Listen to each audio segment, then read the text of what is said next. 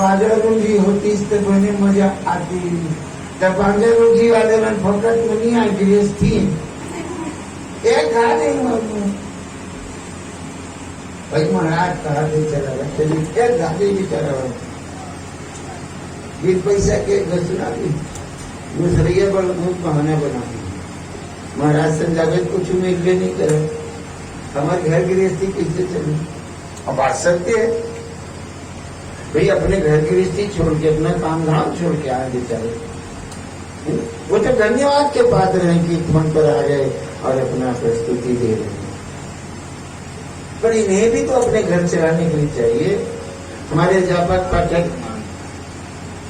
ये भी हमारे गृहस्थ राधेश्याम जी इन्हें भी तो घर चलाने के लिए चाहिए. एक बार चले जाएंगे मैत्री बस 2 बार चले जाएंगे चलो भाई गुरु भाई हैं साथ पढ़े लिखे हैं साथ देते बार बार बुलाकर आएंगे राधेश्याम जी.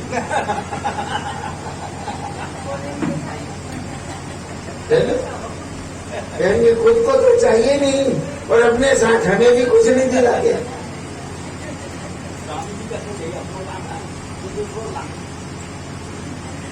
तो शर्त यही है कि आप डिमांड न करो हमारी कोई डिमांड नहीं है.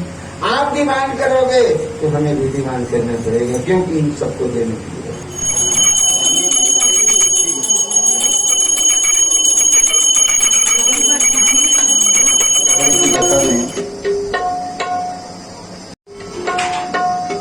महाभारत की कथाओं पर चर्चा.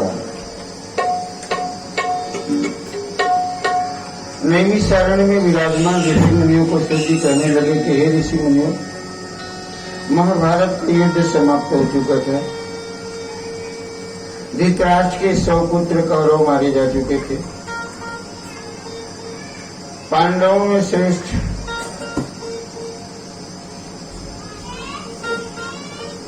5 भाइयों में जो बड़े थे जिनको आप युधिष्ठिर के नाम से जानते हैं. युधिष्ठिर का राज तिलक हो चुका था. युधिष्ठिर राजा बन के अपने राज्य संचालन किया.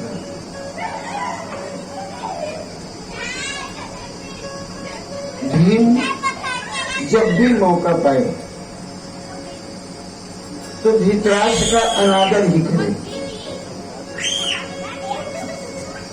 भोजन की थाली लेके आए तो दूर से सरका दे थाली. जैसे पशुओं को दूर से दे दे कुत्ते बिल्ली को आए दूर से सरकाए. हमेशा अनादर करे.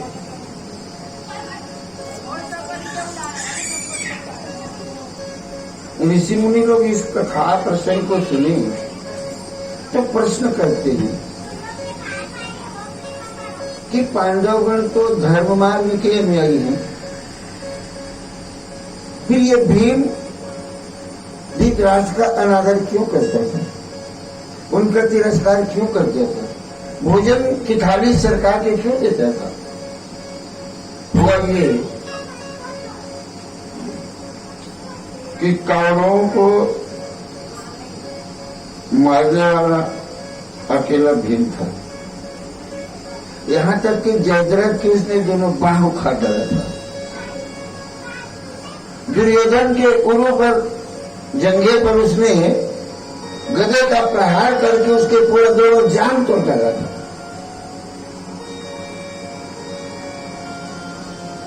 धृतराष्ट्र जब से सुना कि मेरे 100 पुत्रों को मारने वाला ये अकेला भीम ही है, तब से उसके मन में भीम के प्रति कुछ भाव अच्छा नहीं था। भगवान अभी द्वारका लौटे नहीं थे, वहीं थे हस्तिनापुर में ही। एक दिन धृतराष्ट्र ने अपनी इच्छा जाहिर की कि मैं सुना हूं भीम बड़ा बलवान है, मेरे 100 पुत्रों को उसने अकेले ही मार डाला, मैं एक बार उससे गला मिलना चाहता हूं।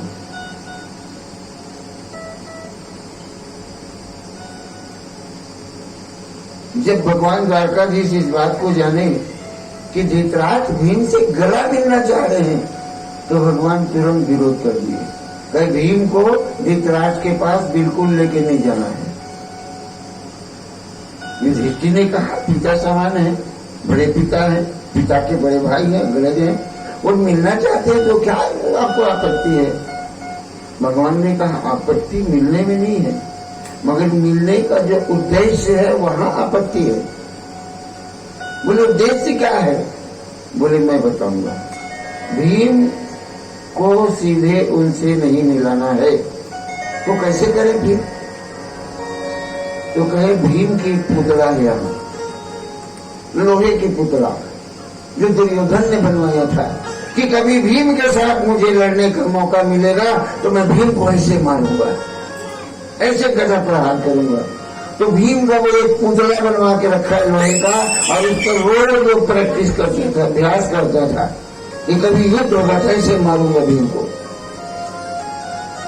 तो कहे जाओ और धृतराष्ट्र को कहो कि भीम को तो आप जानते हो, स्वभाव से थोड़ा वो अकड़ वाला है और आपसे मिलने के लिए राजी नहीं है। यदि आप मिलना चाहते हो चलो हम आपको भीम से मिला देते हैं। उस प्रस्ताव के अनुसार गए और जाकर के वही बात बोले कि भीम तो आपसे मिलना नहीं चाहता, आपके भी इच्छा है भीम से मिलने की, तो चलो आपको हम भीम से मिला देते हैं। धृतराष्ट्र को लेकर आए और जो लोहे का पुतला खड़ा था ना, उस पुतले के पास खड़ा कर दिए, कहिए खड़ा है भीम, लो मिल लो। वो तो अंदर अंदर प्रतिशोध की ज्वाला से लड़क रहा था धृतराष्ट्र। भीम के प्रति उसके मन में क्रोध था। भीम समझ के उसने लोहे के पुतले को दोनों बाहों में लेके ऐसा जकड़ा कि वो पुतला टूट के चूर चूर हो गया पापड़ की तरह। लोहे का पुतला। धृतराष्ट्र इतना ताकतवर था। भीम उस घटना को देखा कि लोहे के पुतला का ये हाल हो गया तो मेरा क्या हाल होता द्वारकाधीश नहीं होते तो।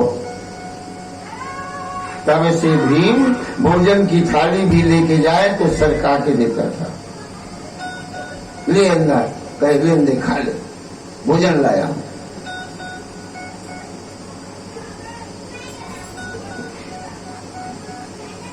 जब भी मौका मिलता भीम हमेशा उसको मानित किया करता। तो भीम के अपमान करने का कारण भी यही था, क्योंकि वो आंखों देखी घटना है, कानों सुनने वाली बात तो है नहीं। लोहे के अपनी पुतला को अपने सामने चूर चूर टुकड़ा होते उसने देखा था। तो ऋषि मुनियों को सूत जी कहे कि धृतराष्ट्र के 100 पुत्र मारे जा चुके थे। यदा कदा भीम के द्वारा उसका अपमान भी होता रहता था और उसको बार बार विदुर जी समझाते थे, क्योंकि जब महाभारत का युद्ध हुआ तो महाभारत के युद्ध में 2 व्यक्ति नहीं थे, 2 नहीं थे। एक तो स्वयं विदुर जी नहीं थे और दूसरे द्वारकाधीश भगवान श्री कृष्ण के अग्रज बलदाऊ जी नहीं थे। बलदाऊ जी तटस्थ रहे। बलदाऊ जी जो थे ना वो बिल्कुल तटस्थ रहे, कुछ नहीं बोले। वो युद्ध मैं न इसके पक्ष में रहूंगा न इनके पक्ष में रहूंगा, मैं तीर्थ यात्रा के लिए जा रहा हूं। बलदाऊ जी तीर्थ यात्रा करने चले गए। और विदुर जी तो दुर्योधन के बाणों से दुखी होकर के तीर्थ यात्रा के लिए गए थे। क्योंकि जब भगवान द्वारकाधीश पांडवों की ओर से शांति दूत बनकर आए और कहे उनको 5 गांव ही दे दिया जाए तो 5 गांव में भी संतोष कर लेंगे, तो दुर्योधन ने कह दिया सुई के नोक के बराबर भी बगैर युद्ध की मैं भूमि पांडवों को नहीं दूंगा।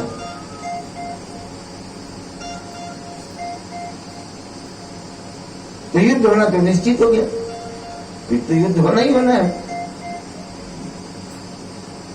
तो जब उन्होंने अस्वीकार ही कर दिया तो फिर क्या बचा?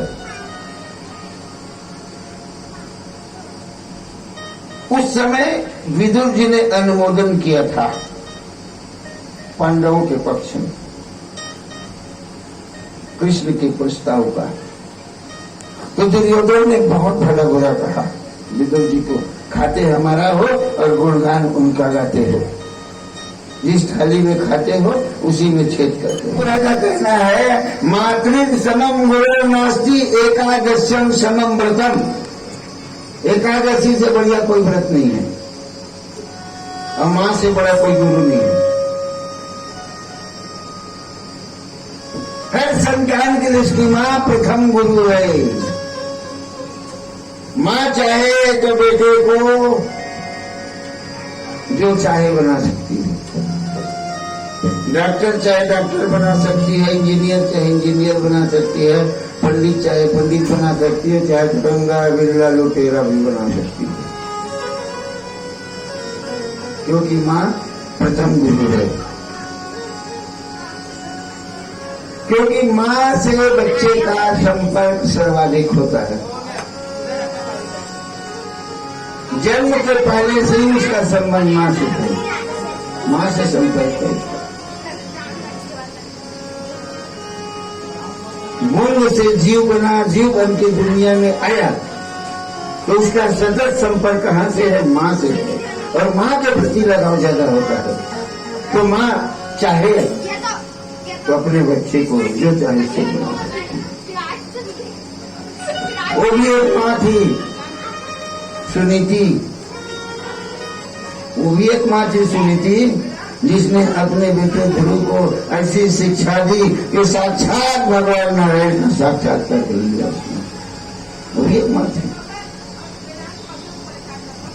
तो मां चाहे तो